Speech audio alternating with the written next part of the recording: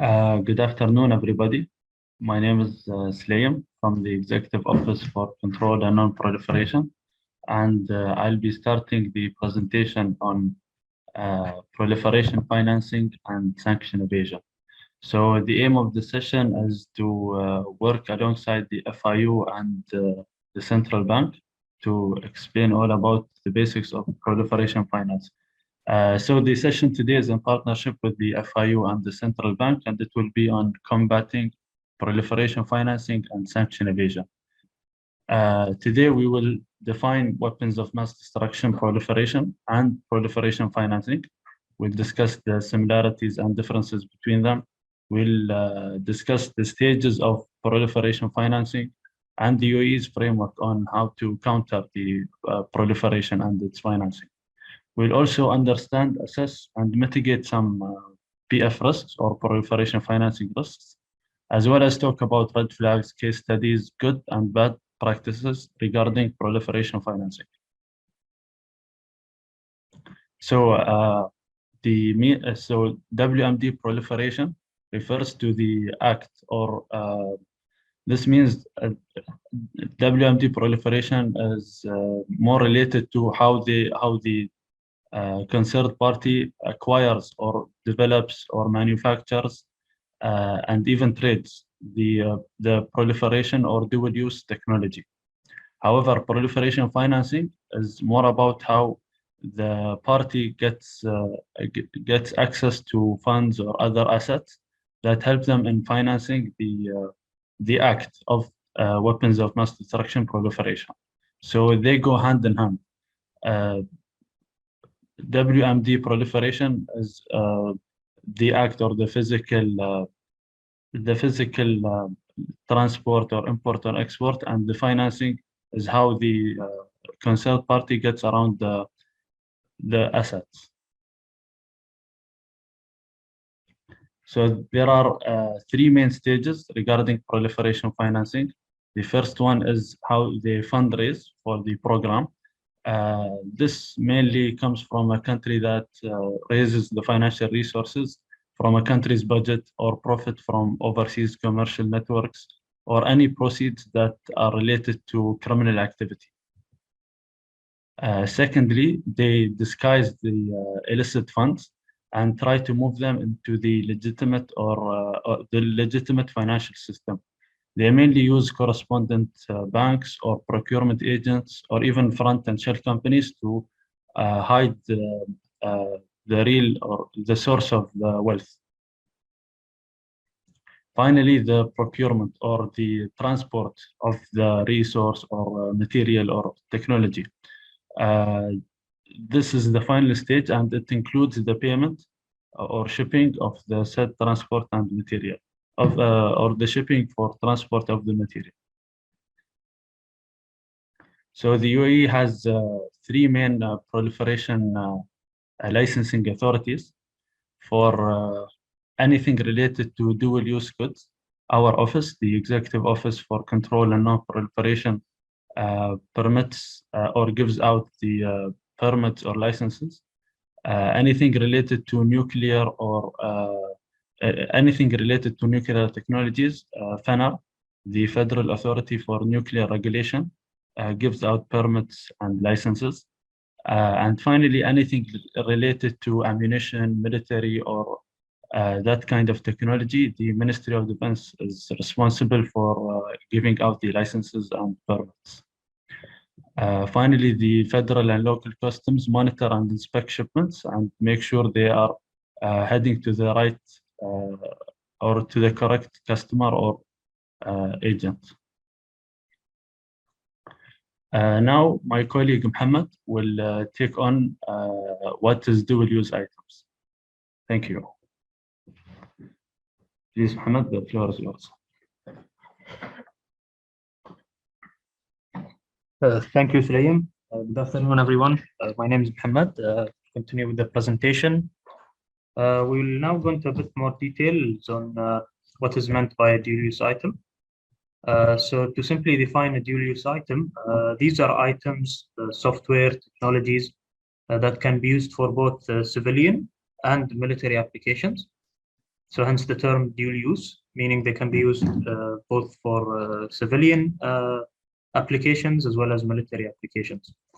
Here we have some examples of such items. So first we have signal analyzer as an example of a dual use item, as well as metal powder, accelerometer, pressure transducer, servo, and graphite and ceramic materials. So how can these items be used in both civil and military applications? So to give you an example, one of these items that we just displayed, which is a servo, this item can be used in medical equipment, which is a civil application. So lots of hospitals may import medical equipment that have a servo as a component. And it may also be used in missile technology. Another example is the graphite and ceramic materials. These materials can be used in a nuclear reactor, which is a military use, and they can be used in something as simple as a pencil, which is a civil use. Now, how do we know whether these items are dual use or not? Not all items are considered dual use items. There are specific criteria or specifications, we should say, that classify items as dual use. And these specifications and criteria can be found under the UAE control list. So in 2020, the UAE Cabinet issued Cabinet Decision number 50 of 2020. This Cabinet decision basically contains the UAE control list, which is the list of items that are controlled for import and export, and it clarifies the criteria or specifications under which these items are considered dual use. So to find this list, you may navigate to the Executive Office for Control and Non-Proliferation's website. Under the UAE control list, if you go to the non-chemical tab, you may download the Cabinet decision from the website. Now, allow me to go into a bit more detail into the UAE control list. The UAE control list is composed of around 11 categories based on the technology that is used. Each category includes a technical description of the items and their control parameters, as we mentioned earlier. So these categories are basically split into different types or mandates, ranging from nuclear materials, special materials, we have electronics, computers, telecommunications, sensors, aerospace and propulsion, and so on. Category 10 has a specific list of chemical items that are controlled for export. This list is obtained from the OPCW, which is an international organization called the Organization for Prohibition of Chemical Weapons. And they publish a list of chemicals that fall under dual use, and they can be controlled for, or they are normally controlled for export. So these chemicals can be used in both medicine, and they can be used to create chemical weapons. Category 11 is the national controlled commodities, or the national list here in the UAE, which contains armored components and technologies. Now, in this column, there are some examples of each category. I'm not going to go into detail into these examples, but we will be publishing this presentation after we finish the CPF week. We're conducting a CPF week, as you all know. So at the end of the week, we will be publishing it on our website, and we will also be sharing it with all the participants.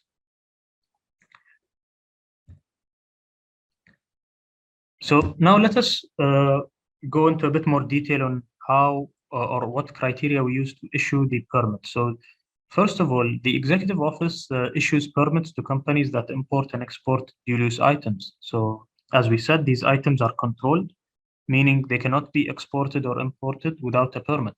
And our office is the authority that issues those permits. Now, the permits are issued based on three main criteria. The first criteria is a technical description and specifications of the dual-use item. So as I mentioned earlier, not all items are considered dual-use. There are certain items which under certain specifications are considered dual-use. So this is why the first step is to identify the technical description and specification of the item. The second step is to identify the end use of the dual-use item, as well as the end user of the dual-use item. So the second and third criteria are interlinked, but they are different. So if we talk about end use of the dual-use item, it means we're asking the question, what will this item be used for? So will it be used in a nuclear reactor, or will it be used in a medical machine? This is the end use question.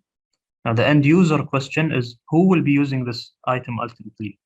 Because in many cases, these front companies or procurement agents, they use freight forwarding companies, which reship the items to an end user. So it's very important to identify the end user of the item and whether the end user is a user of proliferation concern. This is a sample of the permits that our office gives for importing and exporting dual-use items. It's in Arabic, but to give you in a nutshell what information is contained in the permit, it's basically the applicant, the person who is receiving the shipment, the consignee, and the end user of the shipment, as well as the type of item or specifications of the item that is being shipped. Now allow me to give you an example of how financial institutions should use the list or the UA control list. So say one of your clients is attempting a transaction to export goods, and while screening certain trade-based documentation, an item described as a semiconductor has been identified without detailed description on the specifications of the item. So you don't know in details what this semiconductor is.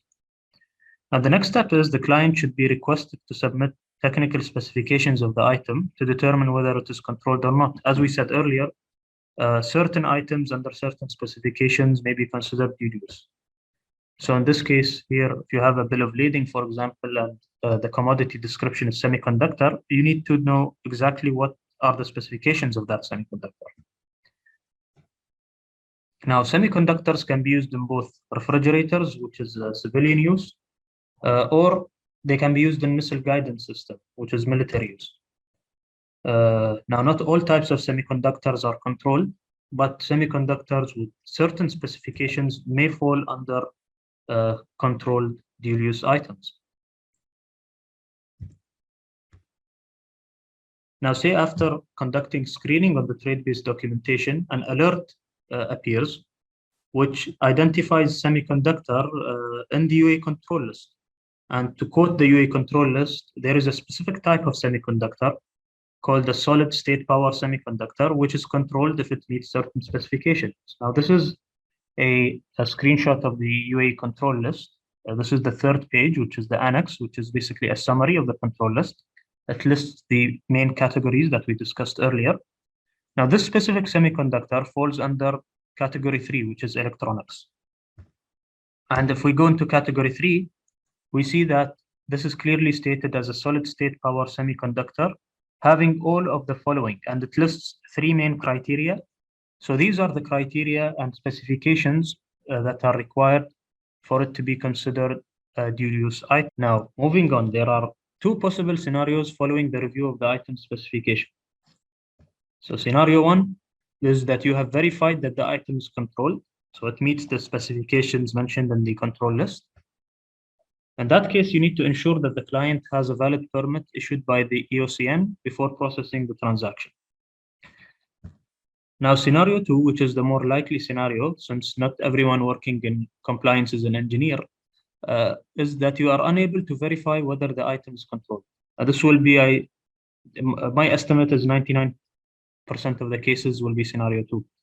Now, in scenario 2, the next steps you need to take is to contact the technical support team at the EOCN by sending an email to iec@uaic.gov.ae. It is very important that you attach the technical specifications of the item. So, example, the catalog or the model instructions of the item in that email in order for our support team to be able to verify the item. Then the EOCN support team will provide a response to your query. So if the item is controlled, you need to ensure that the client has a valid permit issued by the EOCN before processing the transaction. And if the item is not controlled, you may proceed with the transaction. Now, if you come across, so this is a continuation of our semiconductor example. If you come across suspicious activity while conducting the client's KYC, say, for example, the KYC reveals that the export of semiconductors is not in line with the regular business activity of the client. The client is very reluctant to provide an export permit issued by the EOCN, and the shipment is being exported to a country of proliferation concern. In this case, you should consider reporting an SAR to the FIU using the below red flags. So the FIU has developed PF-specific red flags, which our colleagues will go over later on. Our colleagues from the FIU will have a presentation that will go into those red flags in more detail. However, these are some of those red flags that can be used to report such a case. So a shipment of goods is incompatible with the known business activity of the entity, or a customer or the transaction is suspiciously involved in the supply, sale, delivery, etc. of dual-use goods to countries of proliferation concern. Now here we have the process for dealing with transactions that have a dual-use element. So say you have screened trade-based documents for dual-use items, and an alert has popped up on the UA control list. So the next step is to request the client for the item specification, as we mentioned earlier. So this entails asking the client to provide the catalog of the item being shipped or the model instructions or any other document that clarifies the specification of the item. Now, after reviewing the item specification, the item is either controlled.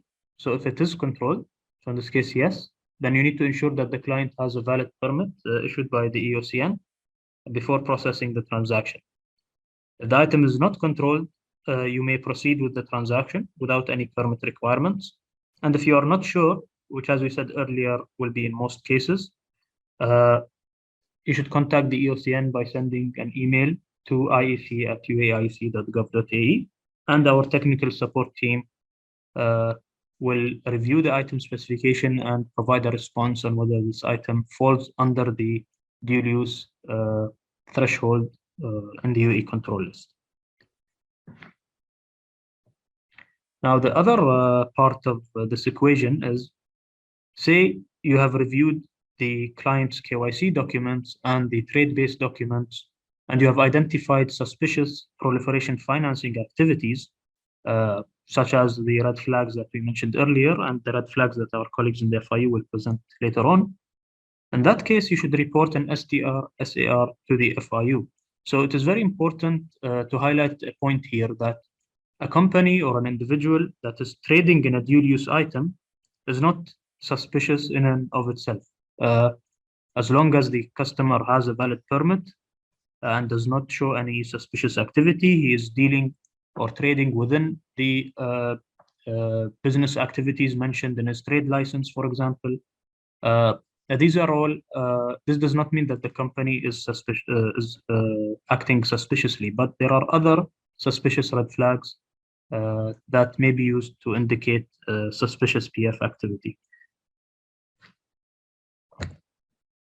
Now I will give the floor to my colleague Fitoun, who will continue the presentation. Thank you. Thank you, Mohammed, and good afternoon all. We'll continue on the section of understanding and assessing risks.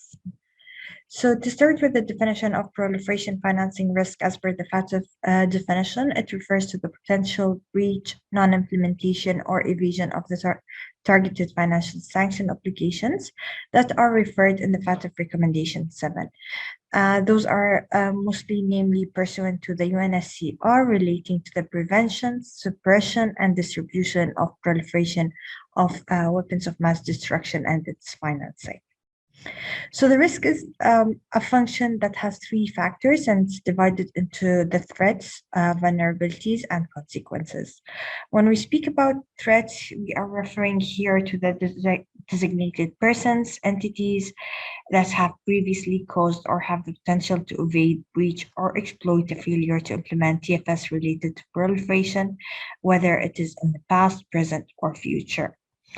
When we refer to vulnerabilities, this mainly refers to the matters that can be exploited by the threats that we have mentioned, or that may support or facilitate the breach, non-implementation, or evasion of TFS related to proliferation. In terms of consequences, this refers to the outcomes where funds or assets are made available to designated persons and entities. So to speak more and in more details in regards to each, we'll start with the proliferation financing threats, in which the key proliferation financing threats, they include foreign state and non-state actors, which attempt to exploit the country financial sector or transportation infrastructure whether to finance or procure, ship or transship goods for the use and weapons of mass destruction proliferation. So when we are speaking about state actors, we're referring to North Korea, DPRK, and Iran, and specific to UNSCR 1718 and UNSCR 2231, which have created international networks of front and shell companies and the use of sophisticated methods to conceal their proliferation financing activities and also to evade international TFS levied against them. In terms of non-state actors, we have terrorist groups that have at least stated an intent to pursue nuclear weapons and radiological materials. So the UN calls the prospect of non-state actors, including terrorist groups that have accessing and using WMD programs, a serious threat to international peace and security. Moving on to sanction evasion measures, we have the most commonly used typologies by the DPRK and Iran to evade sanction, and we have them divided into four most commonly used typologies. The first one is the use of extensive overseas networks of procurement agents and front companies. This includes officials who operate from diplomatic missions, for example, or trade offices, as well also as third country nationals and foreign companies to procure dual use and control items. The second most common typology is the mislabeling dual use goods in export documentation, for example, by falsely declaring the items being shipped as general purpose goods, or for example, the different thresholds. The third most common used typology is the concealing of the end user of a shipment, as my colleague Mohammed has explained, by using, for example, freight forwarding companies and front companies established in foreign countries, which are usually often within close proximity to the proliferating state. And these will usually be the front companies as the receivers of the shipped goods. Finally, we have the sale of natural resources, for example, as coal by the DPRK and petroleum products by Iran, to generate revenues in order to fund the nuclear and ballistic weapon programs. So moving on, in regards to the proliferation financing vulnerabilities, we have vulnerabilities may include features of a particular sector, a financial product, for example, or type of service that make them attractive for either person or entity that are engaged in the breach, non-implementation, or the evasion of targeted financial sanctions, and specific to proliferation. So we have the types of vulnerabilities here divided into four categories. Again, we start with the structural, in which the nature, scale, and geographical footprint of the entity's business. And then we have the customer basis characteristics and also the volume and size of transaction flowing through the entity. All these factors play a role in the structural vulnerability. In terms of sectoral vulnerabilities, these mainly will include, for example, banking or money and value transfer services, or trust and company service providers, and even virtual asset service providers. When looking at vulnerabilities in relation to products or service specific, we have usually will be complex and which they enable cross-border transactions, as these usually appeal to diverse customer base or are provided by multiple subsidiaries or branches. And as examples, we have correspondent banking and trade finances. Finally, we have in terms of vulnerabilities in terms of customers or transaction, which mainly is the exposure to customers or transactions that are or have higher risks for proliferation financing. Moving on into the preventative and mitigating measures for proliferation financing risks. Usually, financial institutions, the NFPPs, and VASP in the UAE are required to take appropriate steps to manage and also to mitigate the proliferation finance risk that they identify in their institutional risk assessment. So a few categories or a few measures that we have set out here include applying enhanced due diligence where applicable and when there is a need for it, monitoring correspondent banking relationships, monitoring the risk of shell and friend companies, for example, by reviewing ultimate beneficiary owners' information. Also monitoring vessel insurance products and screening vessel names. Monitoring trade finance transactions, for example, for unlicensed trade and dual-use items, and ensuring that all staff are educated on the basic principles of WMD proliferation and proliferation financing. The evasion of TFS is usually an attempt to avoid the prohibitions and restrictions of TFS. So they use tactics such as renaming or using intermediaries or creating friend companies and using alternative financial networks, which in a few seconds we will see in real life cases. The categories of the proliferation financing risk indicators, usually there are risk indicators that relate to the customer profile, and these would be such as links to high risk jurisdictions. We then have risk indicators that are usually related to the transaction itself and the transaction activity, such as if there's any unusual transactions that are not aligned with the business purpose, for example. We then have risk indicators that relate to the maritime sector, such as shipments of goods that are incompatible with the technical level of the receiving country. And finally, we have here the risk indicators that relate to the trade finance sector, such as inconsistencies in trade documents, especially, for example, when providing letter of credits or other related documents. We have two cases set out here. So we'll speak about the first PF case, which involves forged documentations and shipment of dual-use items. So we have a legal here in this case, we have a legal entity which is located in a high-risk jurisdiction, which have used a procurement agent located in the UAE. This was to provide financial support to a WMT program. So you can see that the procurement agent here established 3 friend companies in the UAE who were dealing in trade of goods, Company A, Company B, and Company C. In this case, Company A was importing a dual-use good item from a legal entity in country X. So when the shipment have arrived to the UAE, it appeared that they have forged the specifications of the documents by declaring it slightly below the threshold that would have been used to be considered as a dual-use item. So this raised the suspicion of the export control officers, and the physical inspection of the shipment was conducted.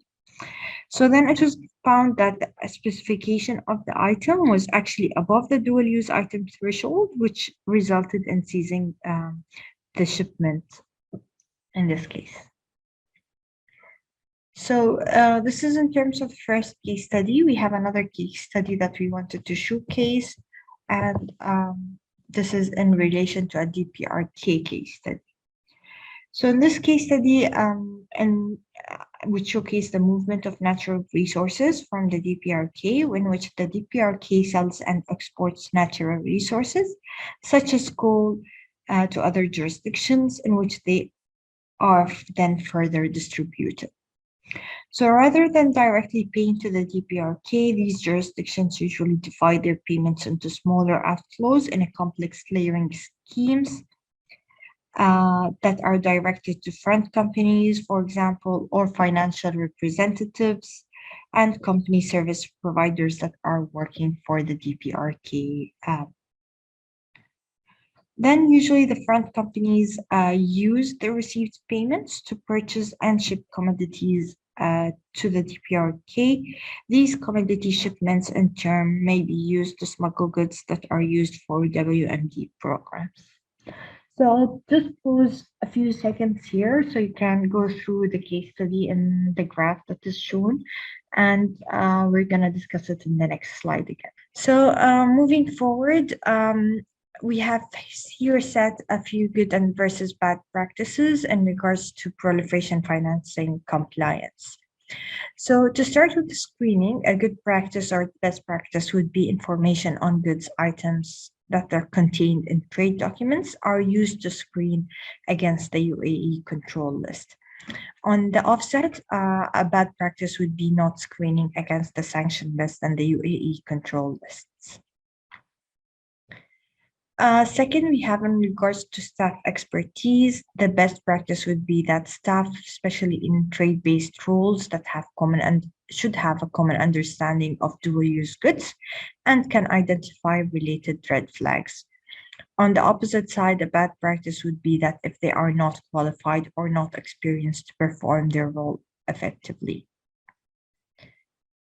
We then have reporting, and the best practice would be raising STRs or SARs to the FIU when encountering suspicious activities indicative of proliferation financing and sanction evasions.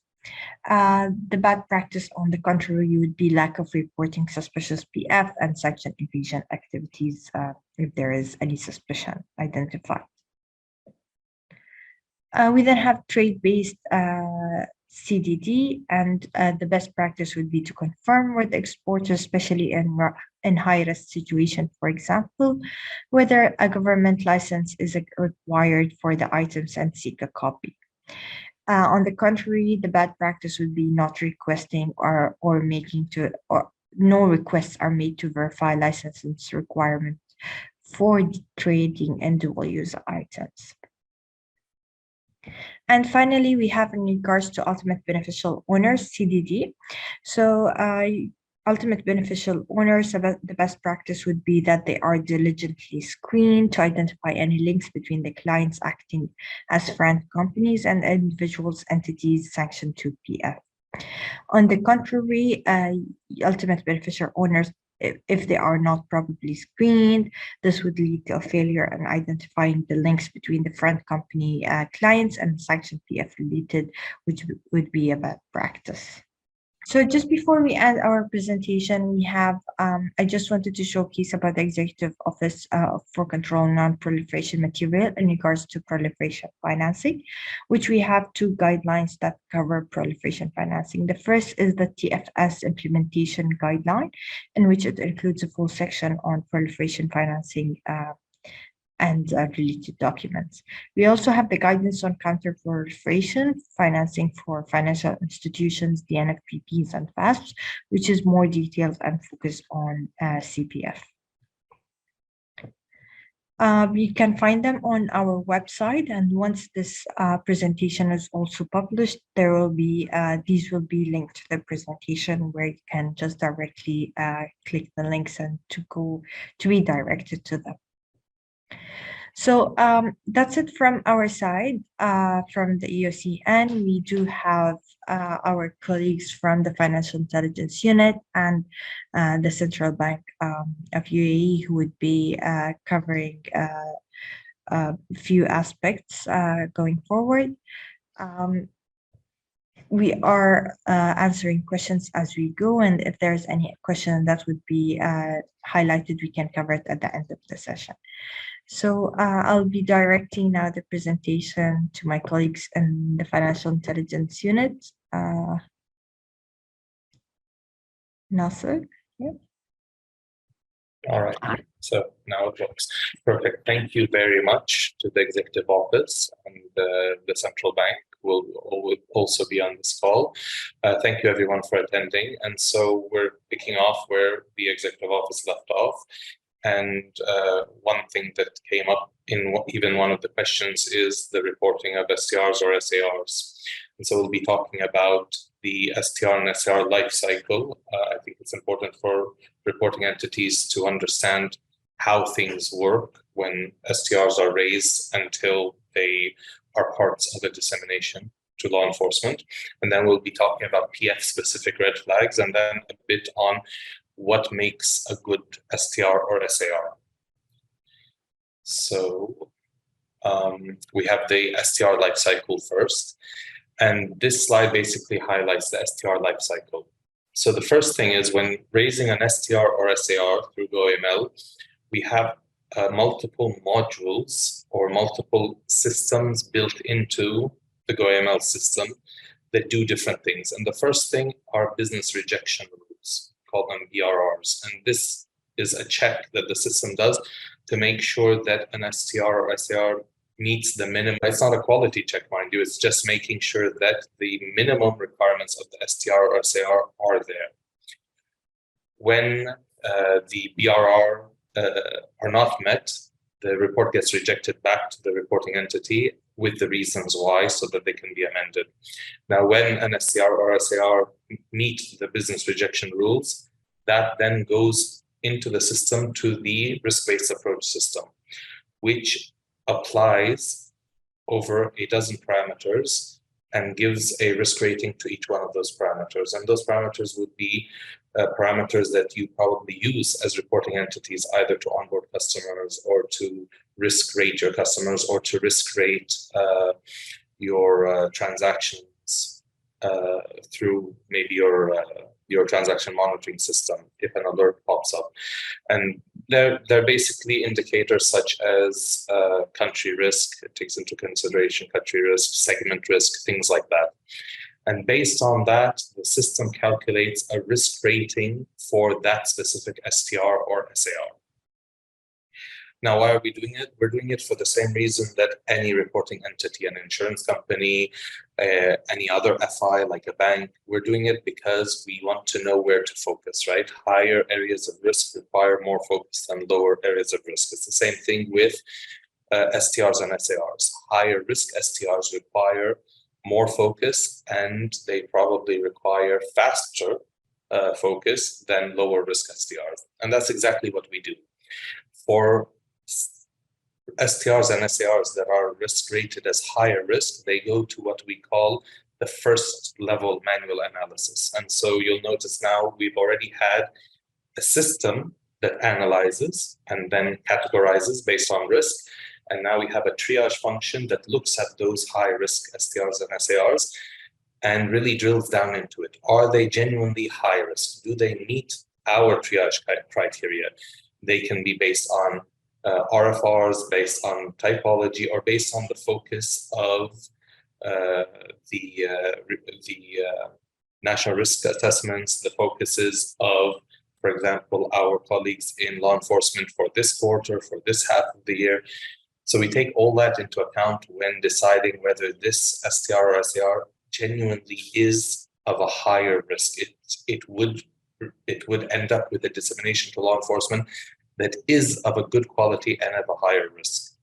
And I need to stop here to mention that when the RBA conducts its analysis and conducts its risk rating and assigns a risk rating, those dozen or so parameters are inputted by the reporting entity. So whatever you input into the STR or SAR when filing is what the system uses to risk rate the report. Meaning, and as an example, the RFRs, which are the red flags, we'll get to that soon, are one of the criteria, and it's one of the dozen parameters. If you choose higher risk RFRs, the report will be risk rated as higher risk, which is fine if it is the correct RFR. But if the incorrect RFR is used for that STR or SAR, the FIU will be notified by the RBA that this is high risk, and then it will go to the triage team, which will take a person to actually look at it, just for us to find out that the inputs were not as accurate as they could have been. And in fact, this high risk STR is a low risk or a medium risk. So it's very important to realize that you as reporting entities really drive the rest of the life cycle. If your inputs are accurate, then the risk-based approach system will be accurate, and then we can take it forward. If the inputs are a bit inaccurate in the beginning, we'll end up with STRs and SARs where the risk rating that is created by the system is not as accurate, simply because the inputs were not as accurate. Now, assuming everything is accurate, triage function looks at it, and this is a genuinely high-risk STR that is a focus area and that should be looked at and probably disseminated to law enforcement. Here, what we do is we send it for full analysis, which is second-level manual analysis. In that case, an analyst or a group of analysts will be analyzing that STR, will be linking it using the system to other STRs and SARs and other reports, such as threshold reports that some segments or some sectors raise. And the outcome of that, plus all of the non-financial data that we have access to, will be turned into, for lack of a better word, a case, but we like to call them dissemination packages, and they will be sent to law enforcement or, depending on the situation, to the public prosecution directly. So the takeaway for most reporting entities from this slide is that the higher quality your suspicions are, the better your inputs are, the better the rest of the life cycle is. And rest assured, we receive STRs on a daily basis and we disseminate to law enforcement on a daily basis. Those disseminations that sometimes end up in front of a public prosecutor, in front of a judge, is because of the STRs and SARs that are raised by reporting entities such as yourself. Now we're going to talk about the red flags. Red flags are basically common signs of suspicion. And we all know that, right? I'm sure all of the regulators have issued guidance on red flags. I know the FIU has raised, we have issued some guidance on red flags of certain types. And then, online you can find many white papers on common red flags. And so we all know that a red flag is basically a sign of suspicion. It doesn't mean that something is going wrong necessarily, but it means that there is a suspicion there and it needs to be looked at. When we talk about the GoAML system, red flags are translated into something called an RFR, reason for reporting. And so the reasons for reporting in the system are quite numerous. There are hundreds of reasons for reporting made available to reporting entities. Some reporting entities like the fact that there are so many to choose from, because then we cover many scenarios that could come up. And sometimes we get comments that, there are a lot of them. The good thing is that it's searchable. For those of you who have checked the GoAML web system that you have access to, you can search for them. So if you're looking for PF-related RFRs as an example, and you search for PF, it'll show up there, right? All the PF RFRs will show up there. And the same thing, if you're looking for trade-based money laundering, you put TBNL, they'll show up there. The idea behind having so many RFRs is to give reporting entities the flexibility to cover the most amount of scenarios that you might encounter during your business. Now, this slide and the next slide are PF-specific RFRs that are live today in GoAML. They didn't go live today, they've been there for a while, but they are available to you today.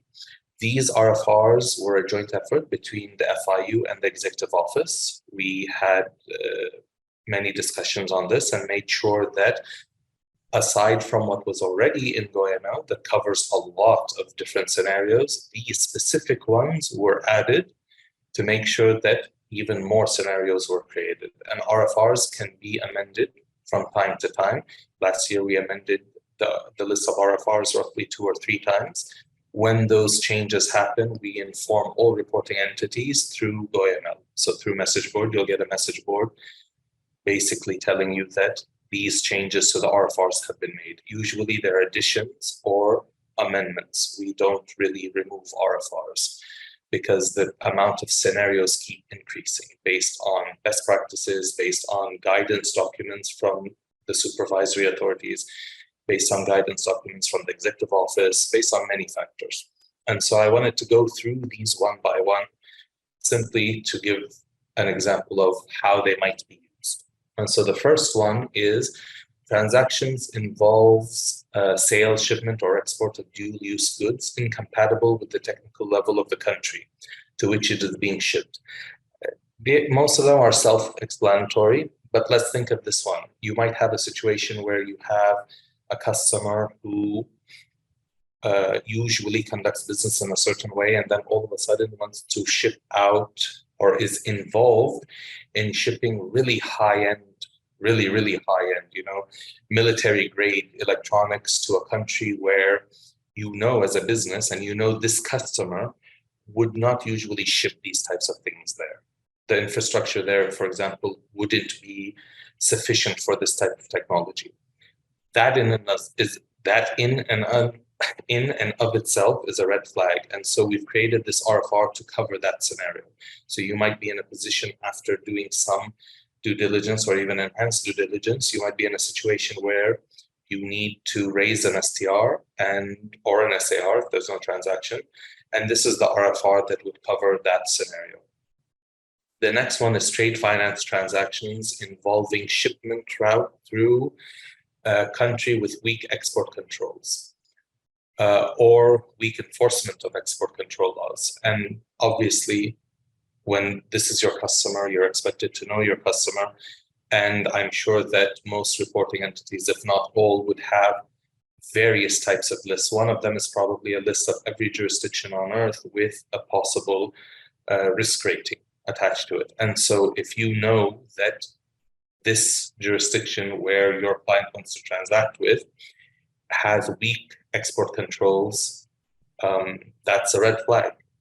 And again, upon your due diligence and enhanced due diligence, if what you're getting back from them doesn't make sense, we've created an RFR to cover that. The next RFR is the person or entity preparing a shipment lists a freight forwarding firm as the product's final destination. And this could be TBML, right? So this is proliferation financing with possible trade-based money laundering. And the reason why it's written in this way is because in the real world, very few schemes are of one type. And in fact, very few STRs that we receive are linked to one RFR.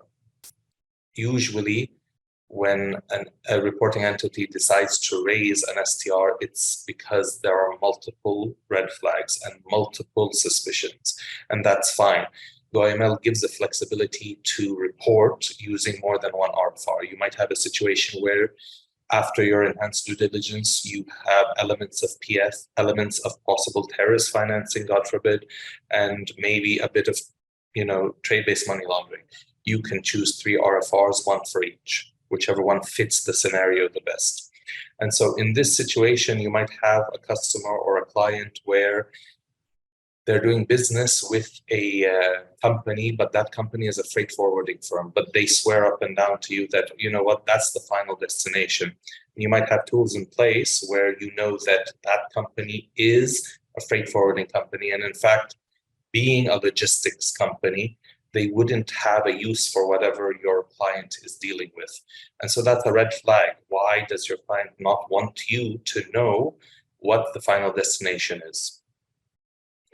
The next one is customer or transaction is suspiciously involved in the supply, sale, delivery, export, or purchase of dual-use control or military goods to countries of proliferation concerns. And again, our colleagues in the executive office covered this in their presentation, and that's why one of these RFRs exists, which is basically when you have a client that is into the use of dual-use goods or controlled goods or military goods, right? Weaponry, things like that. And they're dealing with a country that is known to be a hotspot for illegal armed groups or terrorist groups. That is a big red flag, obviously. And so this is the RFR that you would use if you need to raise a report to the FIU. The next two RFRs are very specific. So one of them is in regards to the Iran nuclear weapons program. So if you suspect that there is a link to that nuclear weapons program, this is the RFR that you should use. Again, it's not the only one you can use. Like I said previously, many times the suspicions don't fit neatly into one type of RFR because bad actors aren't usually doing one thing at a time. There's usually elements of various things going on. But if you do have those genuine suspicions that this report needs to be brought to the attention of the FIU due to a link, directly or indirectly, to the Iran nuclear weapons program, you should make sure that this RFR is chosen, because that way we know how to categorize it behind the scenes. And when we look at them for allocation, we know that this is related to that specific program. I said the next two because one is related to the Iran nuclear program. The next one is related to North Korea. Same concept, but for North Korea. So if you think that you have a situation where there are genuine suspicions and they are linked directly or indirectly to the North Korean nuclear program, weapons of mass destruction, ballistic missiles program, there is a specific RFR for that. And regardless of what the other suspicions are, make sure that you use this one so that we understand what we're dealing with as well. Again, you can choose multiple RFRs, but if one of the suspicions, you might have 5, 6, 7, 10 reasons to suspect your client, the transaction, or the activity. But if one of them is related to North Korea, please make sure that you use this RFR so that we know how to categorize that internally and take it forward. The next one is based on documentation obtained in the transaction. The declared value of the shipment is obviously undervalued when it comes to what's actually being shipped or the shipment cost. And this can be seen in many different ways. We've seen some reports where the shipping costs cost about 50 or 60% of the supposed transaction, which makes no business sense, right? Businesses ideally should be trying to make money. When you have a business transaction happen and the cost to ship that business transaction costs way too much money or way too little, truthfully, you might wonder if something's going on. But in this case, we have seen situations where this RFR was used and other TBML RFRs were used where we understood the suspicion the reporting entity was raising on, because it doesn't make economic sense to have a shipment that's worth $1 million, but then the payment for shipping, the shipping cost is 800,000 dirhams. That's not usually how businesses work. Businesses make money. They don't usually want to lose money. And so why we say it's possible TBML, because it probably is, right? The next one is a transaction involves persons or companies, particularly trading companies, located in countries with weak export controls. And again, that is a red flag. Like, if we remember what a red flag is at a high level, it's a spark, right? It's an indication that due diligence and probably enhanced due diligence has to be done on both sides, on your client, on your client's client, and why that transaction is happening. There might be a genuine reason why this transaction needs to happen, but it's going, especially when it's a general trading company, for example, where you're not really sure what they're trading, or if their trading habits have changed drastically in recently, right, in recent times, and all of a sudden they start transacting in countries where you know as a fact, as a reporting entity, or you have suspicion to believe as a reporting entity that there are weak export controls there based on your internal policies and procedures, then this is a specific RFR that you might use when raising an STR or SAR. After that, we have a shipment of goods is made in a circular fashion, basically, if information is available, including multiple destinations with no apparent business or commercial purpose, indications of frequent flag topping or using of small or old fleets. This is also possible TBML. And this is a very big red flag, right? If you have a business where they are shipping goods, let's say from, I don't know, the UAE to India, right? Or the UAE to, let's think of something from the UAE to Thailand. But then there are way too many stops, right? The shipment goes from UAE to India, then it goes down to an African country, then it goes back up. And also there are some tracking systems that a lot of you might be using where the shipment goes dark at some point. All of that doesn't make sense. More stops means more costs to the customer. And so it just doesn't make sense that you would have that going on. There might be a reason behind it, and ideally your client would be open and honest about that and would have all the documentation to prove that it happened for a genuine reason.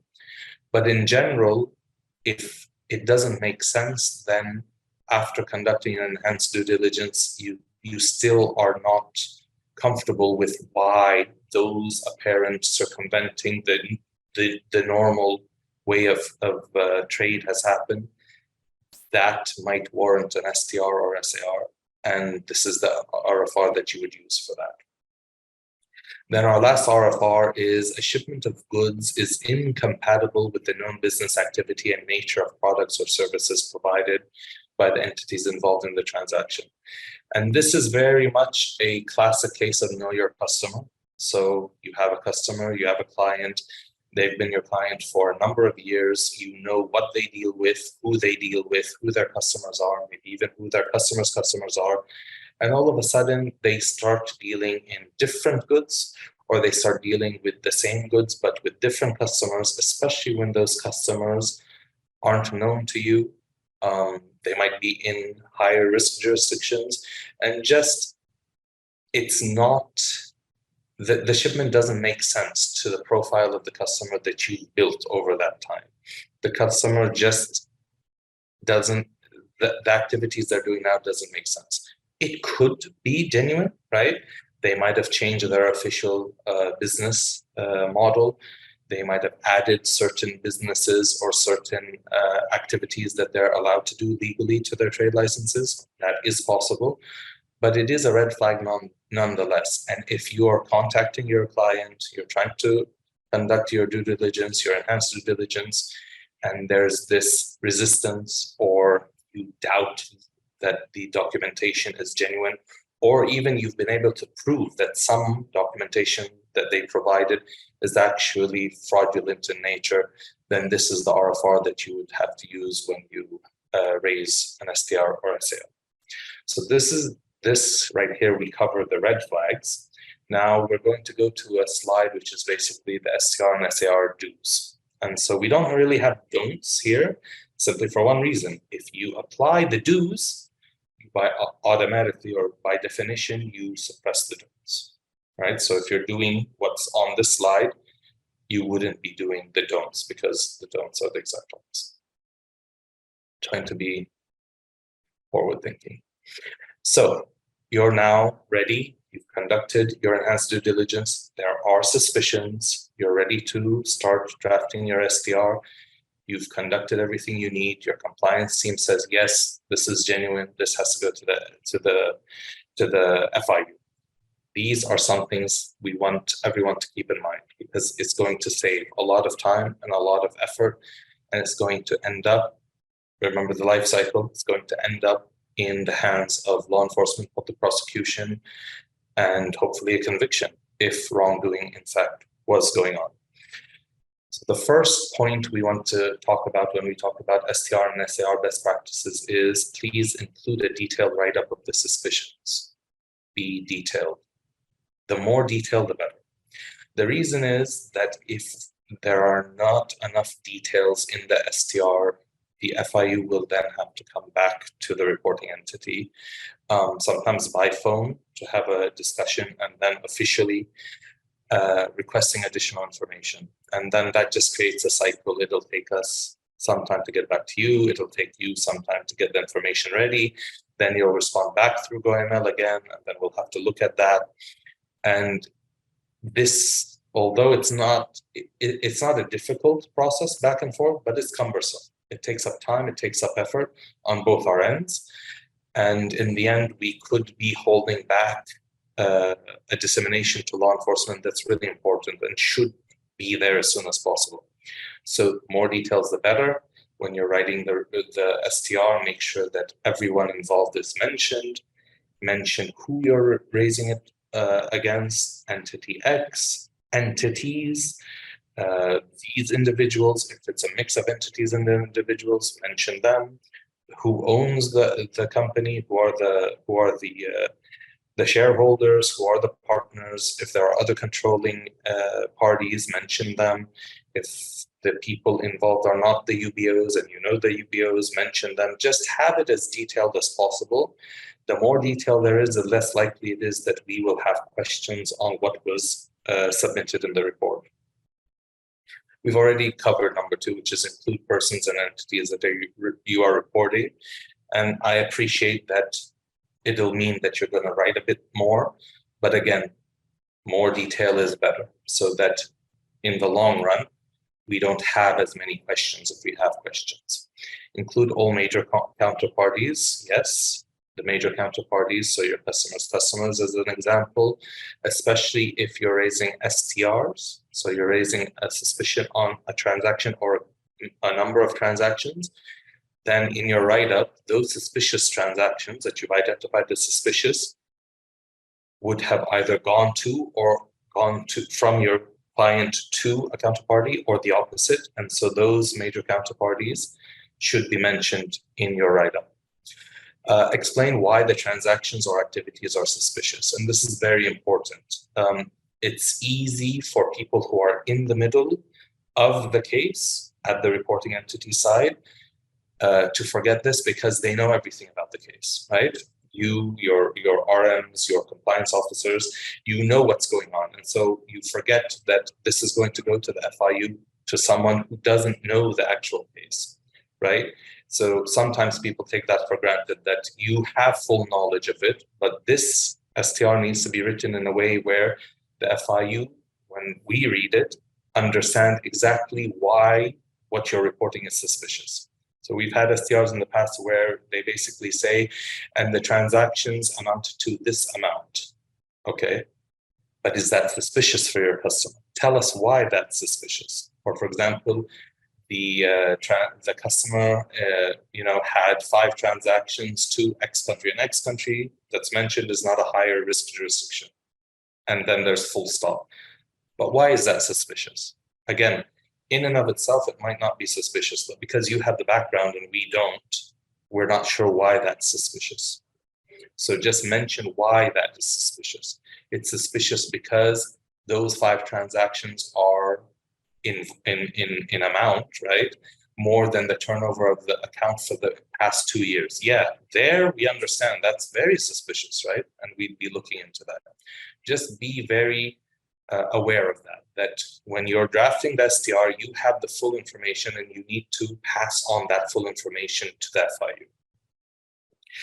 FIU. Explain in detail what was done at the reporting entity's end and how the decision to raise the report was reached. So the background of it, what was done, you conducted due diligence, you decided to conduct enhanced due diligence, you contacted the client provided these documents, but refused to provide other documentation that you asked for. Be very, very specific, documents that we asked for, these, 12 types of documents. What we got, these 5. The other ones we didn't get, despite being promised.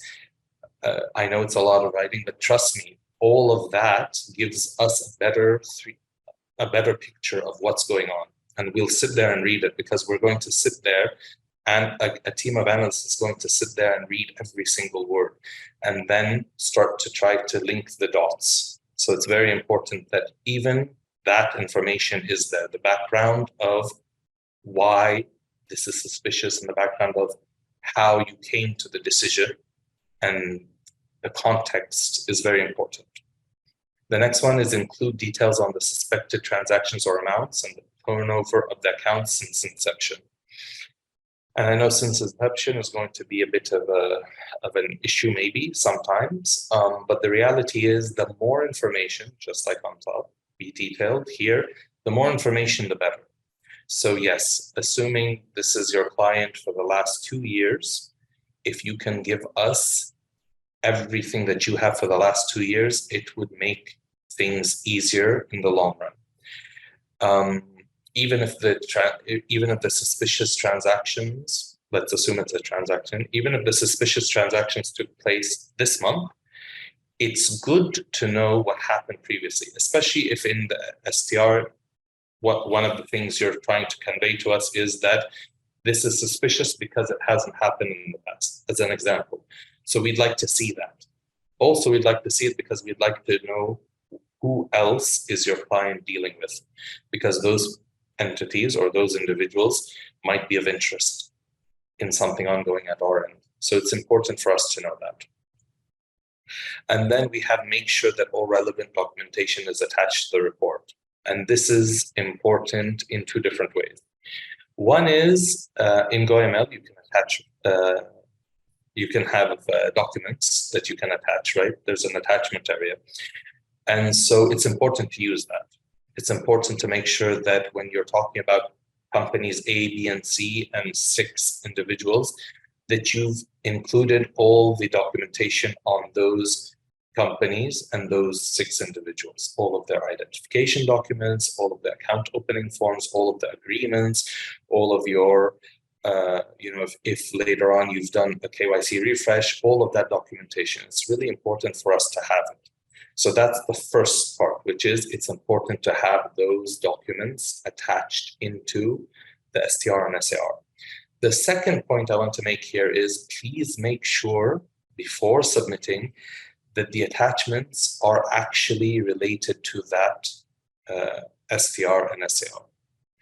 We've had instances where an STR is raised on Nasser and Khalid, but then when we open up the attachments are for Tariq and Ahmed.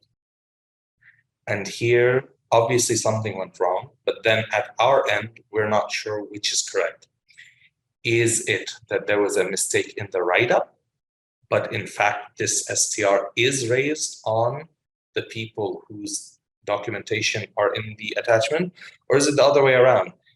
The STR and SAR is 100% correct. It was just an error and the incorrect attachments were attached. Either way, that's going to cause a really strange situation where we're not sure what's going on and we will have to get back to you.